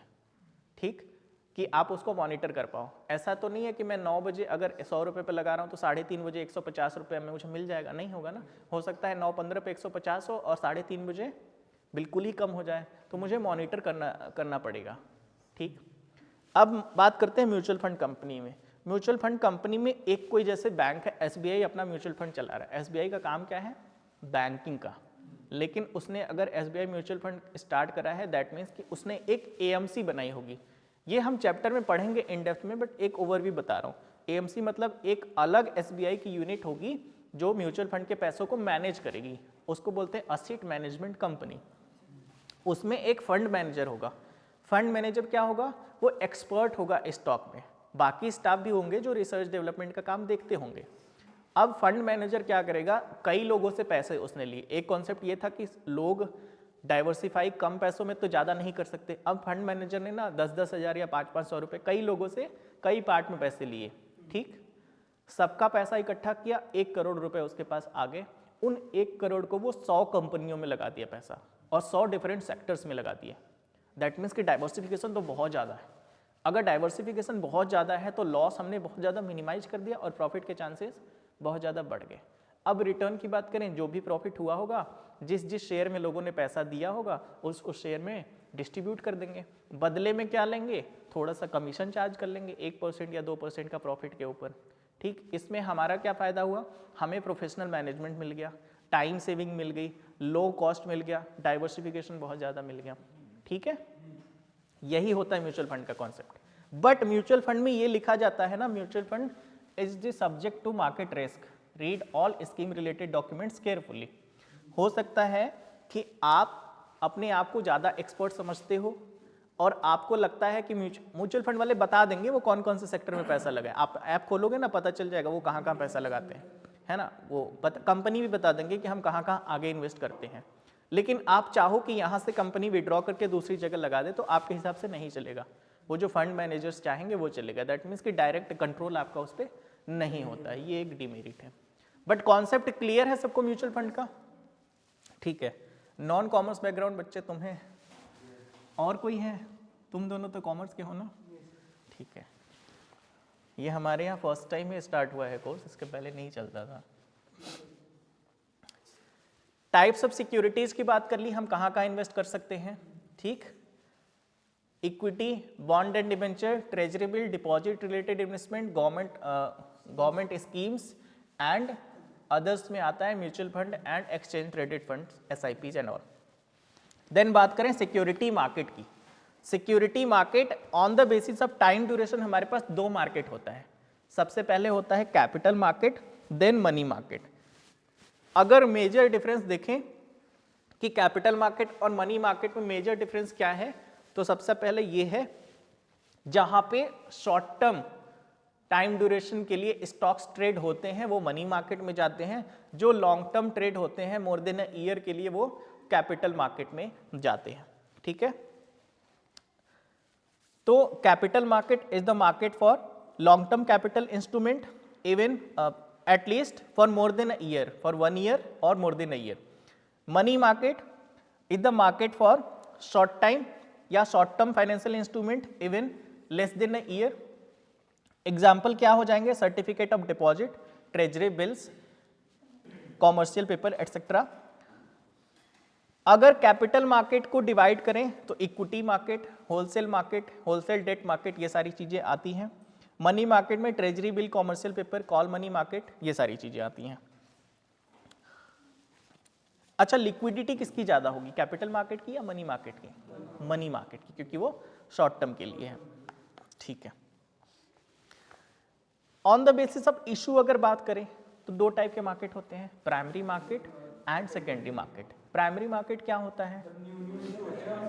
जब हम वेरी फर्स्ट टाइम के लिए कोई स्टॉक इशू करते हैं ना, तो हम प्राइमरी मार्केट में करते हैं, उसके बाद हम सेकेंडरी मार्केट में करते हैं। ठीक है, प्राइमरी मार्केट में इशू करने की टेक्निक्स कौन कौन सी होती हैं? Instruments, IPO and FPO. पहला होता है इनिशियल पब्लिक ऑफरिंग, उसके बाद एफपीओ। आईपीओ तो सब समझते हैं क्या होता है, एफपीओ क्या होता है? Follow on public offering. Suppose Facebook ने इशू करा सबसे पहले फर्स्ट टाइम 1000 करोड़ के लिए, 1000 करोड़ की फंड रिक्वायरमेंट थी, तो उसने आईपीओ इशू करा, तो प्राइमरी मार्केट में आया। फिर उसको 500 करोड़ की एडिशनल फंड रिक्वायरमेंट हो गई, दैट मीन्स कि वो फिर कहाँ इशू, वो 500 करोड़ भी तो एडिशनल इशू कर रहा है ना, तो वो किस में आएगा? आईपीओ तो पहले इशू कर चुका है, तो वो आएगा एफपीओ में, फॉलो ऑन पब्लिक ऑफरिंग में। मार्केट क्लियर है? Capital market, money market, primary market, secondary market. Then आता है regulators of security market. Security environment में हमने पढ़ा type of securities, security market and regulators of securities market. Regulators कौन कौन है? सबसे पहले सेबी है, देन आरबीआई है, मिनिस्ट्री ऑफ कंपनी अफेयर्स है या मिनिस्ट्री ऑफ फाइनेंस है। ठीक है, 3 रेगुलेटर्स होते हैं हमारे। नेक्स्ट है हमारा investment decision process. Investment decision process कैसे चलता है? अच्छा, लेमैन की लैंग्वेज में समझे तो सबसे पहले इन्वेस्टमेंट करना है तो क्या करोगे आप? पहले देखोगे ना कि इन्वेस्टमेंट करना क्यों चाहते हो भाई, कोई नीड होगी ना, कार खरीदनी है, फ़ोन खरीदना है, आईफोन खरीदना है, कुछ करना है, लैपटॉप खरीदना है। उसके बाद देखोगे कि आपके पास फंड कितना अवेलेबल है। फंड अवेलेबिलिटी ज़रूरी, ऐसा तो है नहीं कि इन्वेस्टमेंट प्लान बना लिया और फंड की अवेलेबिलिटी ही हमें नहीं पता है। फंड अवेलेबिलिटी के बाद देखोगे कि आप कहाँ कहाँ इन्वेस्ट कर सकते हो। अरे छोड़ दो ना, बैठ जाएंगे सारे, ऐसे आंखों से उठाते बिठा के आते। इतना लेट क्यों आए भाई? हाँ,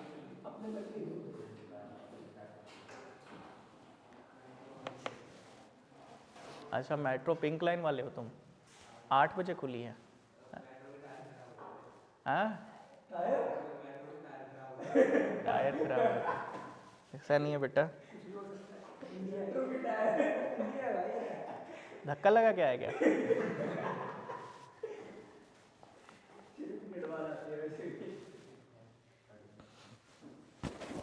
ऑनलाइन क्लास है ना, अच्छे से पढ़ाता हूँ, रिकॉर्ड होता है। नहीं मैं बताता फिर तुम्हें। क्या बोल रहे? नहीं मैं बोल दूंगा, डिलीट करवा देंगे, क्या हो गया? हाँ। मैं लाइव नहीं, रिकॉर्डेड है। करते हैं अपलोड करते हैं, आती है यूट्यूब पे अपलोड करते होंगे, वहाँ करते हो। चलो, सबसे पहले आप देखोगे कि आपकी नीड क्या है, उसके बाद देखोगे फंड आपके पास अवेलेबल क्या है। फंड अवेलेबिलिटी के पास देखोगे डिफरेंट इन्वेस्टमेंट एवेन्यूज क्या है, आप कहाँ इन्वेस्ट कर सकते हो। इंट्राडे में कर सकते हो, एफडी कर सकते हो, पीपीए कर सकते हो। क्विक रिटर्न की जरूरत है इस टाइम, एफडी करके क्या फ़ायदा, बाइक बुढ़ापे में थोड़ी खरीदेंगे, है ना।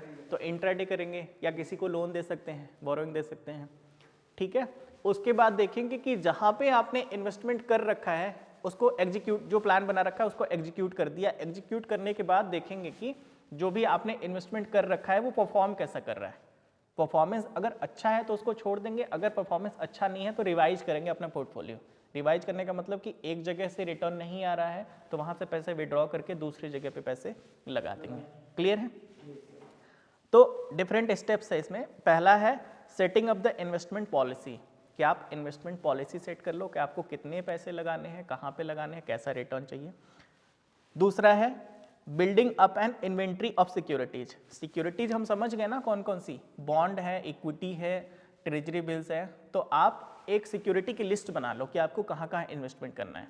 तीसरा स्टेप है परफॉर्मिंग सिक्योरिटी एनालिसिस। अब जो आपने लिस्ट बनाया है ना उसकी एनालिसिस कर लो, फंडामेंटल एनालिसिस, चार्ट स्टडी वगैरह, कैंडलस्टिक एनालिसिस वगैरह करने के बाद आप देख लो कि कहाँ से कितना रिटर्न हो सकता है। ठीक है। पोर्टफोलियो बना लो, पोर्टफोलियो सेलेक्ट कर लिया आपने, अब प्लान को एग्जीक्यूट कर दो। एग्जीक्यूशन के बाद क्या आएगा हमारा, पोर्टफोलियो एनालिसिस या पोर्टफोलियो मॉनिटरिंग, एंड लास्ट में पोर्टफोलियो रिवीजन। पोर्टफोलियो रिवीजन कर दिया, अभी सब कुछ मैच्योर हो गया। सबसे लास्ट स्टेप आता है portfolio performance evaluation and management, कि परफॉर्मेंस के इवेल्युएट कर लिया कि आपको कितना प्रॉफिट हुआ, कितना लॉस हुआ, ताकि आगे के टाइम पे आपके पास एक डेटा हो कि कहाँ पे इन्वेस्टमेंट करना है, कहाँ पे नहीं करना। ठीक है। ये क्वेश्चन कई बार आ जाता है, steps involve in investment decision process. मैं स्टेप्स लिखवा दूं इसके, लिखो। पहला है setting up the investment policy, या मैं ये बुक शेयर कर दूंगा तुमसे, पीडीएफ शेयर कर दूंगा मैं, है ना। नेक्स्ट आता है हमारा direct investing and indirect investing. अच्छा, डायरेक्ट इन्वेस्टिंग क्या होता है? जब आप कहीं पे ना कोई काम डायरेक्ट करते हो, अपने से करो, डायरेक्ट है। कामचोर है बच्चे, क्या करेंगे, दूसरे से असाइनमेंट लिखवा दिया, इनडायरेक्ट है। काम किसका हुआ, आपका, लेकिन आपके बिहाफ पे करा किसने, किसी और पर्सन ने, इनडायरेक्ट है। जब आपके पास स्टॉक की अच्छी नॉलेज हो ना तो आप क्या करोगे, पैसे खुद इन्वेस्ट करोगे, डायरेक्ट इन्वेस्टिंग है, सिंपल सा फंडा है। जब आपके पास अच्छा नॉलेज ना हो स्टॉक का तो मैं आपको लिए सजेस्ट करूंगा कि भैया आप म्यूचुअल फंड में जाओ, है ना। या फिर मैं बोलूंगा कि मुझे स्टॉक की नॉलेज नहीं आती, इन्हें स्टॉक की बहुत अच्छी नॉलेज है, तो मैं बोलूंगा कि मेरा भी 1 लाख रुपए मेरे बिहाफ पे आप इन्वेस्ट कर दो। एक बार 2 बार तो कोई कर सकता है, लेकिन बार बार करने पे तो पर्सन बोलेगा ना कि मुझे क्या प्रॉफिट है। मैं बोलूंगा जो भी प्रॉफिट होगा 10% आप रख लेना। दैट मीन्स कि 10% कमीशन ऑफ अ मीडिएटर या ब्रोकर। स्टॉक मार्केट में तो ब्रोकर होते हैं। हाँ, तो डायरेक्ट बंद कर दो बेटा उसको एक बारी। डायरेक्ट इन्वेस्टमेंट में तो यही हो गया कि सारा पैसा आपने खुद लगाया, आपने खुद मॉनिटर किया, सुपरवाइज करा, आपने पूरा टाइम खुद से दिया, जो भी प्रॉफिट हुआ लॉस हुआ वो आपका हुआ। इनडायरेक्ट इन्वेस्टमेंट में कि आपके बिहाफ पे कोई और पर्सन था जो इन्वेस्टमेंट कर रहा था। म्यूचुअल फंड का काम क्या था, आपके बिहाफ पे असेट मैनेजमेंट कंपनी एएमसी और आइकन से फंड मैनेजर्स जो हैं वो इन्वेस्ट कर रहे थे। जो भी प्रॉफिट एंड लॉस हो रहा था वो आप तो बियर कर रहे थे, लेकिन वो कुछ चार्ज कर रहे थे एज अ कमीशन। ठीक है, फंडा क्लियर है डायरेक्ट एंड इनडायरेक्ट का? ठीक है। इंस्ट्रूमेंट की बात करें तो डायरेक्ट मार्केट में कैसे इन्वेस्ट कर सकते हैं, कैपिटल मार्केट, मनी मार्केट या डेरिवेटिव मार्केट में इन्वेस्ट कर सकते हैं। इनडायरेक्ट में इन्वेस्ट करना हो तो आप कैसे कर सकते हैं, म्यूचुअल फंड या फिर एक्सचेंज ट्रेडेड फंड से, ETF से। कंट्रोल की बात करें तो ज्यादा कंट्रोल किस में है, डायरेक्ट इन्वेस्टमेंट में, क्योंकि अगर आपको लगता है कि पोर्टफोलियो में आपने टाटा का शेयर ले रखा है, अच्छा परफॉर्म नहीं कर रहा, तो आप सेल आउट करके रिलायंस का शेयर परचेज कर सकते हो। बट इनडायरेक्ट के केस में ऐसा नहीं होगा, जो फंड मैनेजर्स को ठीक लगेगा वो करेंगे, आपके हिसाब से नहीं चलेंगे। दैट मीन्स कि कंट्रोल इनडायरेक्ट में थोड़ा सा कम हो जाता है। कॉस्ट की बात करें तो कॉस्ट किस में कम है, डायरेक्ट में या इनडायरेक्ट में? डायरेक्ट में, क्योंकि कोई बीच में इन्वॉल्व नहीं है ना, तो किसी को फीस वगैरह नहीं देनी है, तो डायरेक्ट में कॉस्ट थोड़ी सी कम है, इनडायरेक्ट में कॉस्ट ज़्यादा है। स्किल एंड टाइम की बात करें, स्किल और टाइम ज़्यादा किस में रिक्वायर्ड है? स्किल, देखो शेयर की स्किल आपको आनी चाहिए और आपके पास टाइम होना चाहिए डायरेक्ट इन्वेस्टमेंट करने के लिए। इनडायरेक्ट के केस में आपके बिहाफ पे कोई और कर रहा है तो आपको स्किल की रिक्वायरमेंट नहीं है, वो पर्सन जो कर रहा है उसको है। तो यहाँ पे स्किल टाइम की भी नहीं है, टाइम तो वो पर्सन दे रहा है ना, पैसे दे के छोड़ दे रहे हो, वो तो सिर्फ प्रॉफिट बना के आपको देगा, है ना, मॉनिटर आपको नहीं करना। कन्वीनियंट कौन सा है ज़्यादा, डिपेंड करता है पर्सन टू पर्सन, है ना, किसी के लिए डायरेक्ट कन्वीनियंट है, इनडायरेक्ट कन्वीनियंट होता है ज़्यादा, क्योंकि लॉस के चांसेस भी कम होते हैं, क्योंकि डाइवर्सिफिकेशन बहुत ज़्यादा होती है। अप्रोचेस टू इन्वेस्टिंग, कि आप इन्वेस्ट करने की कौन कौन से अप्रोच हो सकती हैं। डायरेक्ट इनडायरेक्ट जो पढ़ा ना, उसी की दो फॉर्म है, एक्टिव एंड पैसिव। एक्टिव का क्या मतलब होता है, एक्टिवली आपने इन्वेस्ट करा है, पैसिवली मतलब इन्वेस्ट तो आप कर रहे हो लेकिन कर कोई और रहा है। दैट मीन्स कि I am talking about indirect investment, and indirect investment is a kind of passive investment. ठीक है, नेक्स्ट टॉपिक है diversification, hedging and arbitrage. Diversification हमने डिस्कस कर लिया क्या होता है। दैट मीन्स कि do not put all your eggs in the same basket, कि सारा स्टॉक्स या कोई भी सामान है तो एक जगह पे मत रखो, खराब होने के चांसेस ज़्यादा हैं। वही वाली बात कि हमारे पास 1 लाख रुपए है और 1 लाख रुपए सारा मैं ऑटोमोबाइल सेक्टर में लगा दूं, अगर ऑटोमोबाइल सेक्टर डाउनफॉल पे जाएगा तो हमारा सारा पैसा डूब जाएगा। दूसरा केस होगा कि मैं 1 लाख को 10 पार्ट्स में डिवाइड कर दूं, मैं 10,000 का लॉट बना लूं और 10,000 ऑटोमोबाइल में डालूं, 10,000 एजुकेशन में, कुछ आईटी में, कुछ इंफ्रास्ट्रक्चर में, ऐसे ऐसे करके कुछ एयर साइंस में मैं डाइवर्सिफिकेशन कर दूं, तो एक सेक्टर डाउनफॉल पे जाएगा, दूसरा सेक्टर ऊपर जाएगा। मींस कि लॉस के चांसेस हमने मिनिमाइज कर दिया है डाइवर्सिफिकेशन करके, और प्रॉफिट के चांसेस हमने बढ़ा दिया है थ्रू डाइवर्सिफिकेशन। तो डाइवर्सिफिकेशन समझ में आया। हेजिंग क्या होता है, हेजिंग का मतलब होता है रिस्क को रिड्यूस करना। रिस्क कैसे रिड्यूस हो सकता है, शेयर, हाँ, पुट का मतलब क्या होता है, ऑप्शन टू सेल, कॉल का मतलब होता है ऑप्शन टू बाय। जब डेरिवेटिव पढ़ेंगे तो डिस्कस करेंगे। तो एक होता है ना फ्यूचर मार्केट, फ्यूचर मार्केट का मतलब होता है कि अभी हमने किसी से डील कर ली फ्यूचर के लिए, ठीक। सिंपल से एग्जांपल लेते हैं, नहीं यार मैं दाल चावल का एग्जांपल लेता हूँ किसका फ़ोन आ रहा है, फ़ोन किसका है, कि राइस के प्राइस ना एक बोरी की 1000 रुपीज़ है। हमने किसी से डिसाइड कर लिया कि जब राइस का प्रोडक्शन होगा तो मैं आपको एक बोरी राइस 1000 रुपीज़ में दूंगा। कॉन्ट्रैक्ट हो गया हमारा, उस पर्सन को मुझसे खरीदना पड़ेगा फ्यूचर डेट में एक बोरी 1000 रुपये में, ठीक। अब बोरी की प्राइस हो गई 800 रुपये।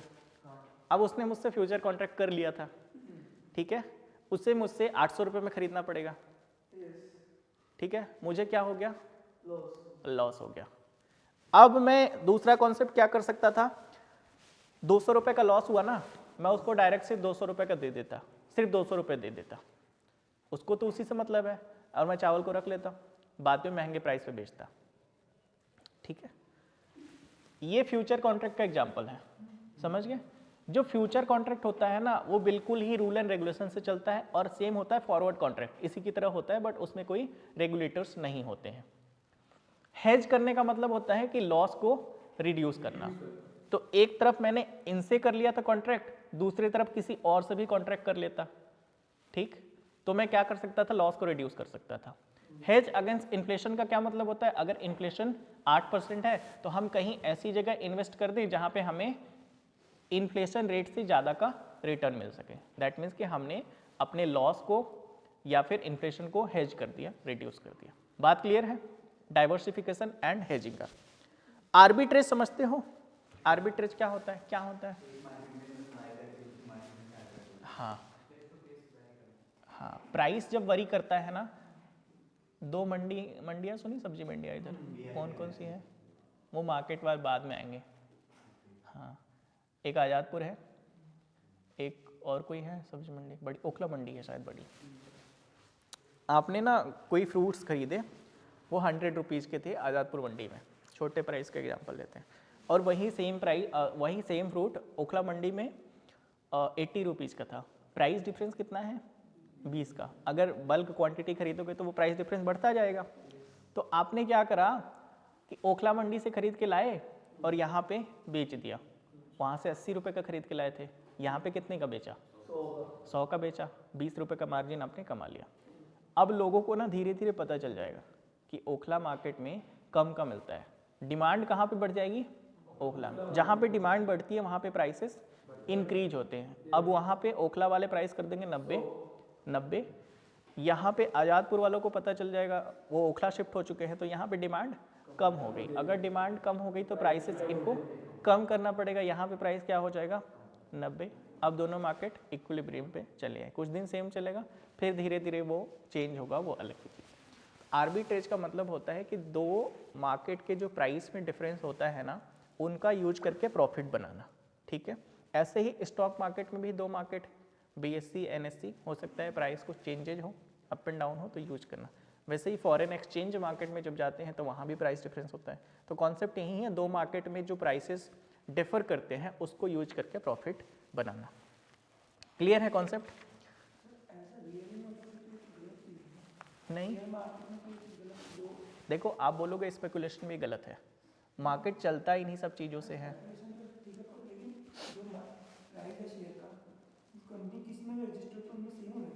थोड़ा बहुत चेंजेस हो जाते हैं कभी, up and down, minor change होता है ना। अब मैंने बोला कि वो स्टॉक मैंने खरीदा था सिर्फ 1 लाख रुपए का, मैं 1 करोड़ का खरीद लेता, फिर 1 करोड़ का खरीदने के लिए मेरी रिस्क कैपेसिटी भी बहुत ज़्यादा होनी चाहिए। मेरी रिस्क कैपेसिटी उतनी नहीं है भाई, मैं कहाँ से खरीद लूँगा 1 करोड़ का, डूब जाएगा तो मैं तो उसी दिन कहाँ जाऊँगा। तो वो माइनर चेंजेस किसी के लिए मेजर प्रॉफिट होता है। सारे लोग हर्षद मेहता नहीं है ना कि बड़ी बड़ी चीज़ें खरीद लें। 1 लाख का खरीदा नहीं तो वो हाँ। एक पे अगर माइनस चेंज भी हो तो हाँ, वो हाँ। 1 लाख का यही चेंज होता है, बड़े चेंज नहीं होते।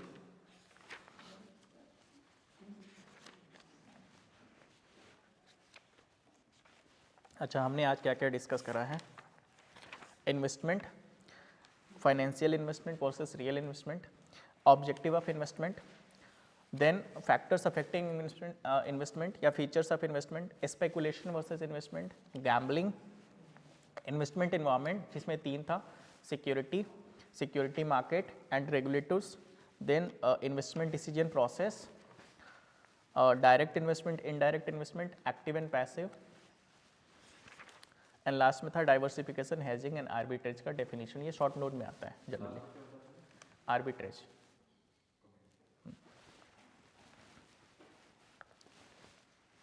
एक लिखो impact of taxes on investment, उसका फॉर्मूला होता है कि टैक्स का इम्पैक्ट क्या हो सकता है इन्वेस्टमेंट पे।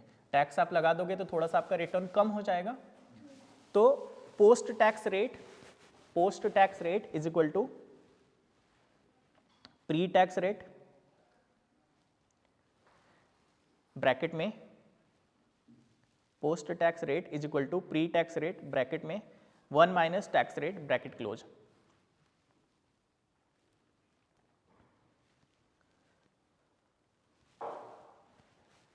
ठीक है। अगर मैं आपसे पूछूं कि प्री टैक्स रेट का फॉर्मूला क्या होगा, तो post tax rate divide by 1 minus tax rate. कुछ भी नहीं है, ये फॉर्मूला लिखवा दिया, जरूरत नहीं है इसका। वो तो जितना टैक्स रेट होगा वो माइनस करके लगा दोगे तो प्री टैक्स रेट वैसे ही आ जाता है। Impact of inflation on investment की बात करें तो जो भी कंपनीज आपको रिटर्न दिखाती है ना, वो नॉमिनल रेट ऑफ रिटर्न होता है। अगर रियल रेट ऑफ रिटर्न निकालना है या फिर एक्चुअल रेट ऑफ रिटर्न निकालना है तो आप क्या करोगे, जितना आपका रेट ऑफ रिटर्न है उसमें से माइनस कर दो इन्फ्लेशन रेट को, आपको क्या आ जाएगा, रियल रेट ऑफ रिटर्न, है ना, या फिर एक्चुअल रेट ऑफ रिटर्न। लेकिन जो वो रिटर्न आएगा ना, वो अप्रॉक्सीमेट वैल्यू में आती है। तो एग्जैक्ट वैल्यू में निकालने के लिए उसका फॉर्मूला होता है 1 plus real rate of return का फॉर्मूला है 1 plus nominal rate of return, 1 plus nominal rate of return divide by 1 plus inflation rate,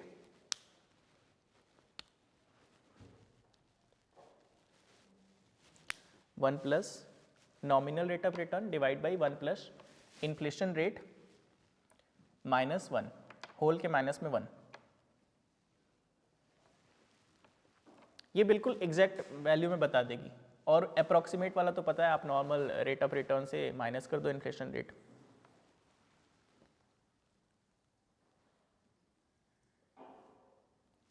अच्छा, अगर मैं आपको एक एग्जांपल दूं कि नॉमिनल रेट ऑफ रिटर्न है 12% और इन्फ्लेशन रेट है 9%, आपको कैलकुलेट करना है real rate of return.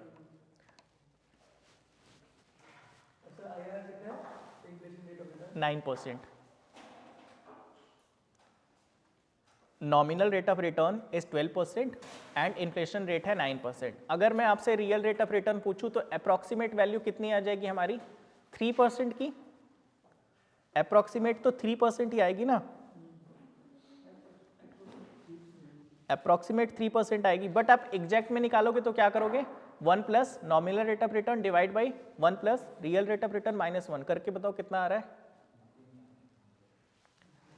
1 plus 0.12 कर दो अपॉन में 1 प्लस, हाँ नहीं नहीं परसेंट पे बताओ कितना आएगा, 0.2 के बाद भी कुछ आया होगा ना, हाँ तो उसको परसेंट में करोगे तो 2.75% आ जाएगा। हम अगर जो real rate of return approximate value में निकाल रहे थे वो कितना आ रहा था, 3 दैट मीन्स कि एकदम एग्जैक्ट फिगर में निकाला तो कितना आया 2.75%। फॉर्मूला समझ में आया ना, ये कितना था,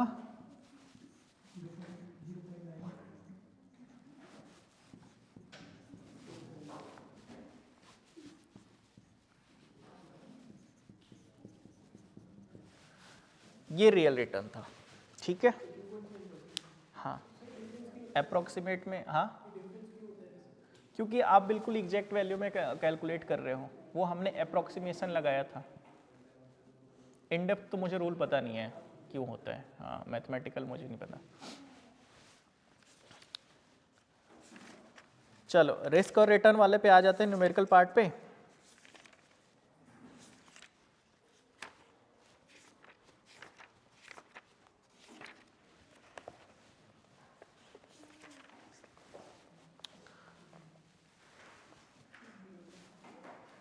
देखो फर्स्ट वाला जो इंट्रोडक्शन टॉपिक था या चैप्टर था उसमें किसी को कोई डाउट है, जो बच्चे स्टार्टिंग से आए हैं, और तुम लोग भी थोड़ा टाइम पे आओ यार, है ना, अब तो थोड़ी सी धूप वूप होने लगी, मौसम ठीक है कल से थोड़ा बहुत, ठंड तो कम है ना, ठंड नहीं है पहले जैसे ठंड नहीं है, तो थोड़ा टाइम पे आओ।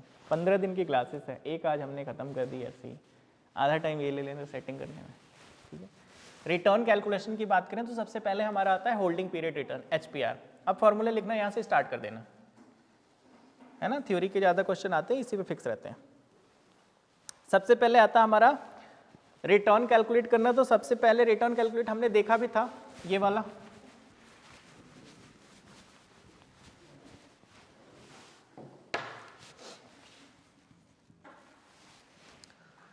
जब भी आप इन्वेस्टमेंट करोगे आपको return in form of interest मिलेगा, अगर आपने बॉन्ड या डिबेंचर में इन्वेस्ट करा है तो, अगर स्टॉक में करा है तो आपको डिविडेंड मिलेगा, ठीक। उसके बाद कुछ प्राइस में चेंजेज होंगे, वो भी आपका रिटर्न होगा।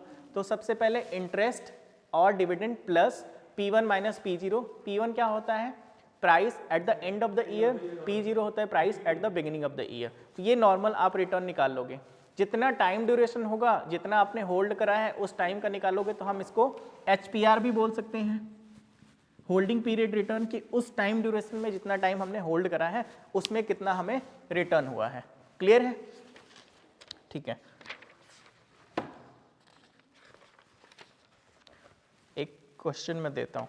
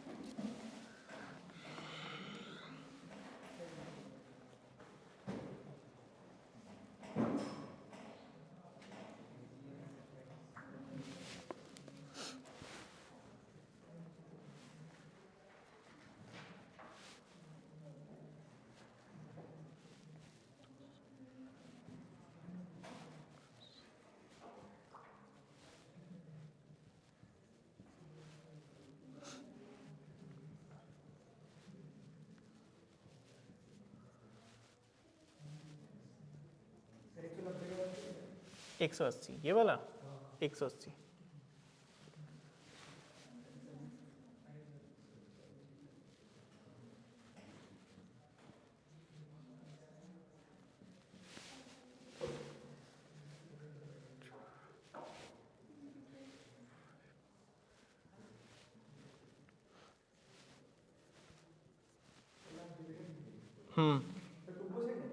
नहीं नहीं, रुपीज़ में है ना, 2 रुपये का डिविडेंड।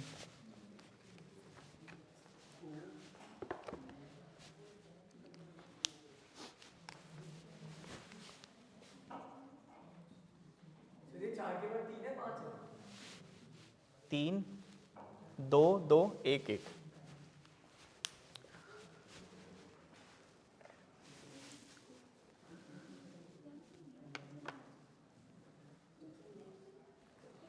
मैं बता देता हूँ, 2 3। अच्छा, ये लिख लिया क्वेश्चन आपने? हमें ना रिटर्न कैलकुलेट करनी होगी, तो हमें रिटर्न जब भी कैलकुलेट करेंगे हमें price at the end of the year, price at the beginning of the year चाहिए। तो अगर 2007 का कैलकुलेट करें तो प्राइस हमारे पास बिगिनिंग का नहीं है, तो 2007 का तो नहीं निकाल पाएंगे। 2008 का निकालेंगे तो 2008 में हमें डिविडेंड कितना मिल रहा है, 1 प्लस 160 P1 हो गया, P0 कितना है 150, अपॉन में कितना करेंगे 150 मल्टीप्लाई बाई 100। तो आप रिटर्न कैलकुलेट कर लोगे, कितना आएगा 2008 का, परसेंटेज में आएगा ना रिटर्न 7.33। ऐसे ही 2009 का निकालेंगे, एक एक साल, होल्डिंग पीरियड की टाइम क्या है, सिर्फ 1 साल है। अगर यहां से डायरेक्ट हमें 8 से 15 पे जाना होता फिर होल्डिंग पीरियड ज्यादा का हो जाता। 2009 का रिटर्न कितना होगा, हाँ कैलकुलेटर से करो ना, 7.5%।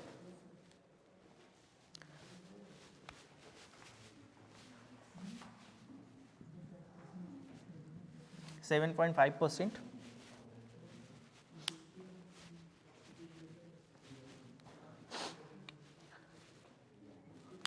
2010 में कितना हो जाएगा, 14.8।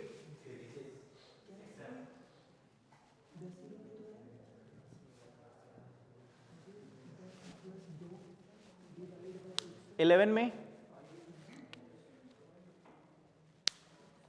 2011 में नहीं हो सकता, ये कितना आ रहा है 7.05। कैलकुलेशन मिस्टेक हो गई होगी कुछ, क्या हो गया, तुमने 14% कैसे कैलकुलेट कर दिया, 2 साल का कर दिया क्या, उसके आगे का कितना होगा, पॉजिटिव में आ रहा है,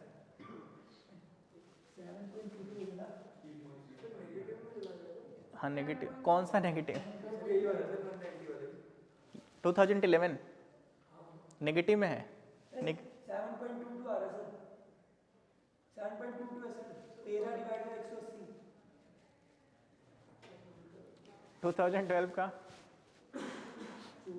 12 का नेगेटिव में आएगा क्योंकि उसमें -84। 13 का हाँ माइनस में ही आएगा क्योंकि यहाँ पे ना P0 देखो ना 190 है, 10 रुपए का लॉस हो रहा है तुम्हें, तो माइनस में आया है। ऐसे परेशान होने की जरूरत नहीं है, माइनस में आ गया तो परेशान हो गया है। 2013 का कितना आ रहा है, ये 7.77। नेगेटिव वैल्यू कितनी आ रही है,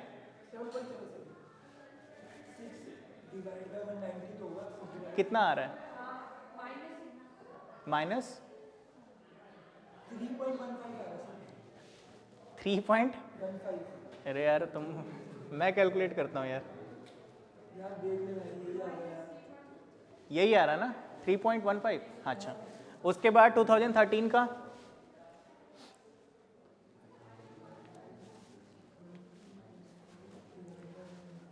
2013 का कितना आ रहा है, अगली बार से कैलकुलेटर लेके आना वो वाला, हाँ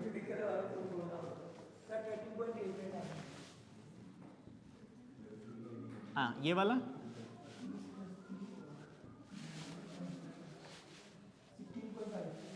कितना 16.5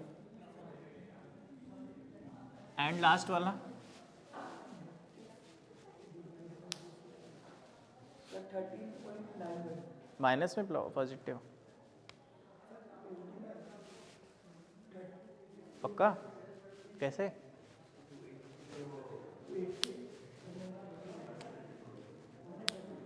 टू 2014 का तुमने कितना बताया? कैसे यार तुम क्या कर रहे हो यार? ये इस पे क्वेश्चन इस पे क्वेश्चन भी नहीं आते यार, ये तो बेसिक सा है, ये बेस है, इस पे क्वेश्चन नहीं आता है। मैंने वो न्यूमेरिकल गलत लिखा हुआ है, मैं 30 लिखा तो 30 वहाँ पर 14 मैंने इसको गलती लिखी है। चलो ये कितना आ रहा है? ये कितना आया 2014 का? 41.5 ना। एंड लास्ट वाला माइनस में आएगा, लास्ट वाला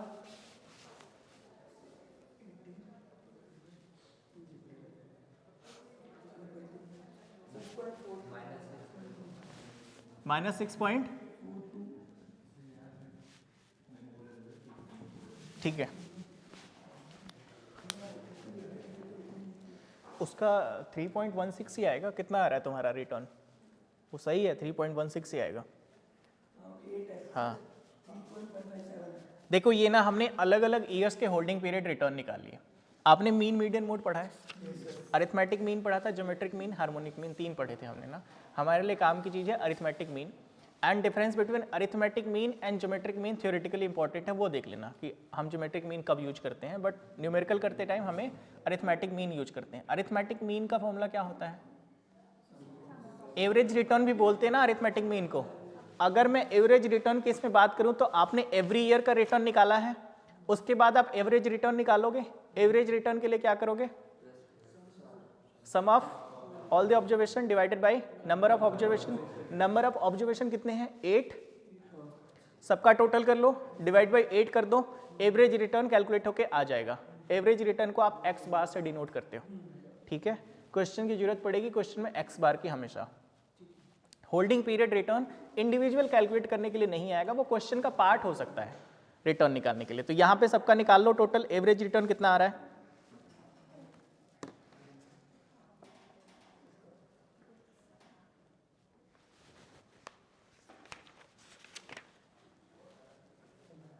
एवरेज रिटर्न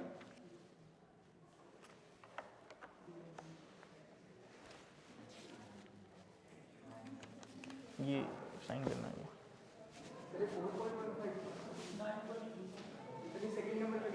41.5 हाँ 9.3 से कुछ नहीं आ रहा होगा।